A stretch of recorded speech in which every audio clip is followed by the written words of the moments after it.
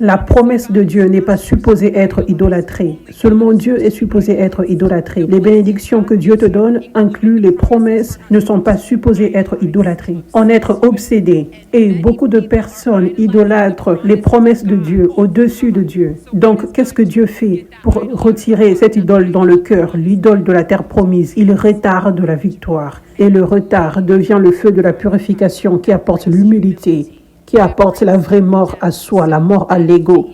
Parce que quand nous parlons des promesses de Dieu, quand nous parlons de l'appel et toutes ces choses, il y a toujours du succès qui y est attaché. Et l'une des grandes choses que beaucoup de personnes veulent dans la vie, le comportement charnel, pas le comportement spirituel, c'est que les gens soient impressionnés par elles, que les gens les regardent. Waouh, tu es si spirituel. Waouh, les mettre sur un piédestal. Beaucoup de personnes veulent être mises sur un piédestal, mais Dieu veut que nous désirions descendre du piédestal, aller plus bas et placer Dieu sur le piédestal. Beaucoup de personnes, littéralement, ne sont pas dans le contentement avec la vie, même si leurs vies sont tellement bonnes. La plus grande partie de la terre promise, c'est avoir de l'intimité et de la relation avec Dieu. La paix, la joie, le contentement et l'héritage de Dieu, de la vie en abondance. Beaucoup de fois, tu es dans la terre promise déjà, mais tu penses que tu es dans une salle d'attente et tu ne vois seulement la terre promise comme la promesse. Tu vois comment c'est l'idolâtrie. Tu veux la promesse plus que tu ne veux l'intimité avec Jésus.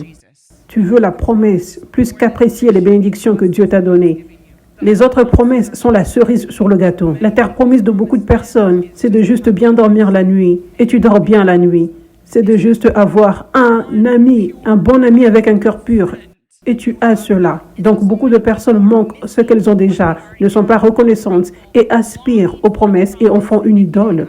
Parce que réellement, ce à quoi elles aspirent avec les promesses, c'est le succès, la validation, l'argent de foi et obtenir l'approbation des gens, les applaudissements des gens. Dieu m'a enseigné que ce n'est pas bien d'aspirer aux promesses. C'est mieux d'être dans le contentement et excité pour la promesse, mais ne pas être désespéré pour la promesse. Quand nous aspirons aux promesses, nous sommes désespérés pour les promesses. Cela a généralement un lien avec « je veux la promesse ». Mais rappelle-toi, la promesse n'est pas à propos de toi. La promesse est toute pour la gloire de Dieu. Quand la promesse vient, tu es supposé te réjouir de ce que Dieu fait maintenant, pas ce que tu en obtiens.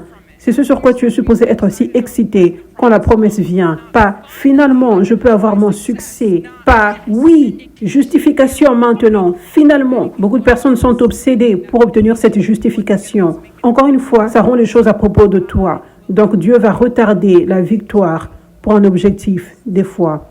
Donc c'est important que tu comprennes que juste parce que tu ne vois pas encore la victoire ne signifie pas qu'elle ne t'appartient pas et qu'elle arrive.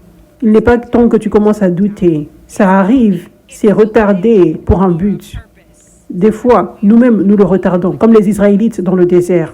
Ils étaient ceux qui faisaient en sorte que ce soit retardé. Mais d'autres fois, ça fait juste partie du temps de Dieu. Il sait que tu as besoin de ce temps de feu de la purification, du processus du désert, pour que ton cœur n'idolâtre pas la promesse, pour que ton cœur soit purifié en mon caractère, afin que tu sois en mesure de gérer la promesse.